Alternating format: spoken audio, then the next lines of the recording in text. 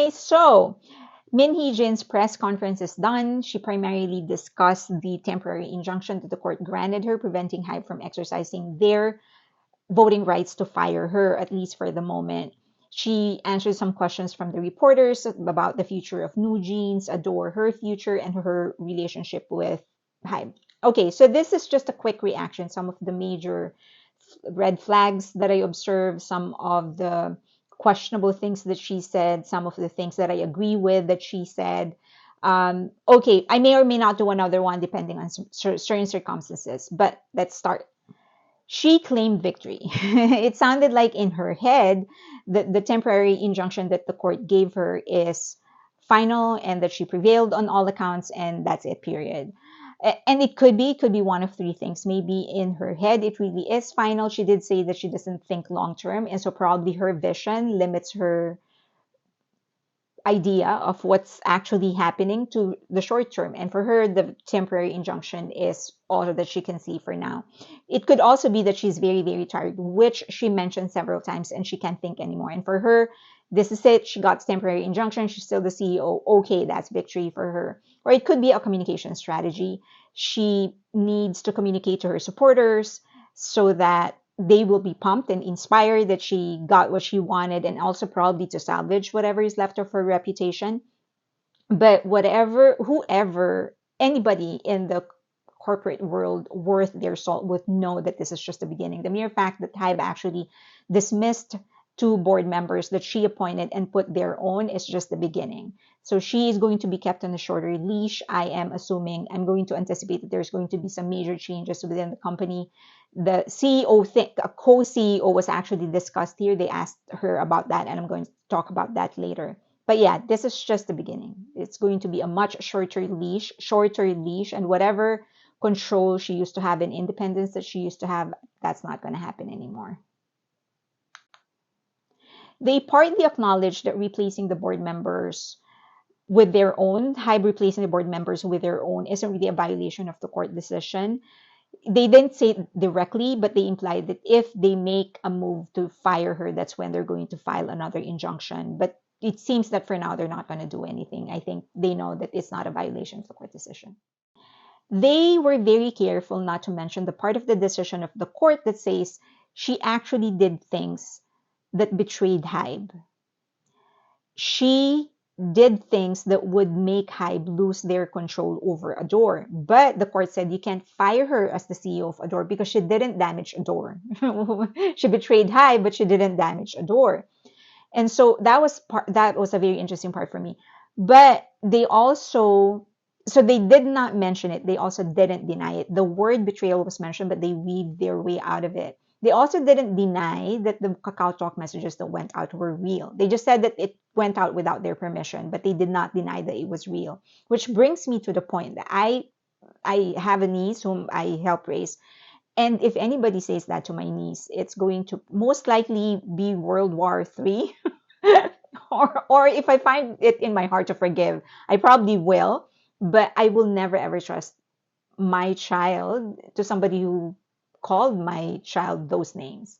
And I find it hard to believe that any mother would. If somebody says that about your kids, just that, sure, if you repent or ask for forgiveness, sure, I'll probably be able to forgive. But to trust you with them, no way. But yeah, so they were careful not to mention that part of the decision. They were careful not to deny it either. Not once did she admit fault. She was asked what she wanted to say to people in groups that got roped into this entire thing, even though they weren't involved. It, Lesser FM, BTS. And her answer was that, well, New Jeans got hurt too. And then eventually she said, oh, I'm human too. And those weren't the questions. The questions were, is there anything that you wanted to say to this group? Why did you do that? She did not admit fault. And it could be a legal move. Maybe her lawyers told her to never admit fault. But you would think that a mature person, a mature and a decent person would at the very least acknowledge that she may have said things that were misinterpreted by other people. And so other people hated on those groups. No. which is a clear sign that she really doesn't either, well, one, she doesn't understand what she has actually done and the effects of the things that she has done, or maybe it was her intention the entire time. But that is a sign for me that no, she's not going to want to make amends. She wasn't trying to avoid any harm on this group. She didn't care. She had an agenda and she was going for it. Also, she didn't acknowledge that all this hate that her own group is getting, all this hate, yeah, all the hate that her own group is getting, it's all because of her. She claimed originality. They're copying me. Of course, people are gonna. This is the internet. It's too big to be BS'd. So of course, people are gonna go and prove to you that you're not because she's not. And that was all because of her doing. If she, no one was really making a big fuss out of it. It was like, okay, we see the similarities, fine, go ahead. But the minute that you say you're original and no one should be copying you, you're just inviting people to do the things that they're doing now. And that is to uncover all the original things that she copied. But no, she didn't take responsibility for that either. Traces of her very, very big self confidence are all over the place. She really said a lot of things that painted her as like someone very unique and that nobody can do what she's doing and stuff like that. She said things like, oh, she was driving the K-pop momentum, and that she thinks that she's going to be a big help in the restructuring of Hive, and that the earnings, the profit that she made from New Jeans in 2 years is equivalent to the top boy band's earnings in the first 5 years.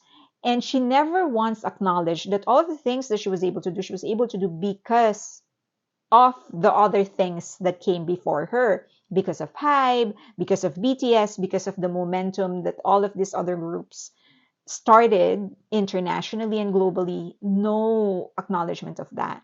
And I think she really believes it, that it's all her and that she owes nobody anything else. So, yeah, she's very confident. At the very least, she's very confident.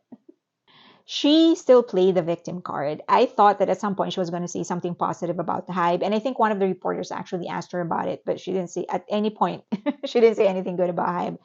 But she said that she was betrayed first. So she made that clear. And she pointed to the incident of her submitting a report, a complaint about B-Lift copying her concept of new jeans as that proof that she was betrayed first. She said that she's an outcast and that Hybe is actually confused as to who is loyal to them and stuff like that. So yeah, to her, in her eyes, she's still a victim. She never once acknowledged that she's paid well, that she's the highest paid among all the CEOs in Hive, and that she was given everything that she wanted, her own agency. Her agency doesn't have any debt. So all of these things, she just did not mention any of that. She emphasized that she is an outcast and that she was betrayed first, primarily because when she lodged that complaint about B-Lift, B-Lift was not punished or something like that. She stood firm that B-Lift copied her concept of new jeans. But it was so interesting that of all the examples that she could have mentioned, she mentioned hanbok. She said that when she saw I'll It wearing hanbok, she knew that they copied new jeans. And I'm like, is there no other girl group that wore a hanbok before them?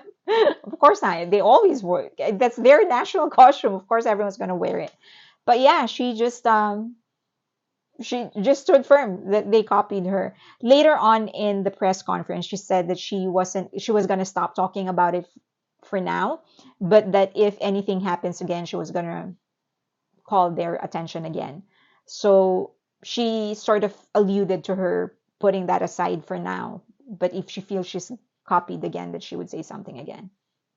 I think one of the funniest parts of this entire press conference for me was when she was talking about basic production practices and she made it sound as if she's the only one doing it.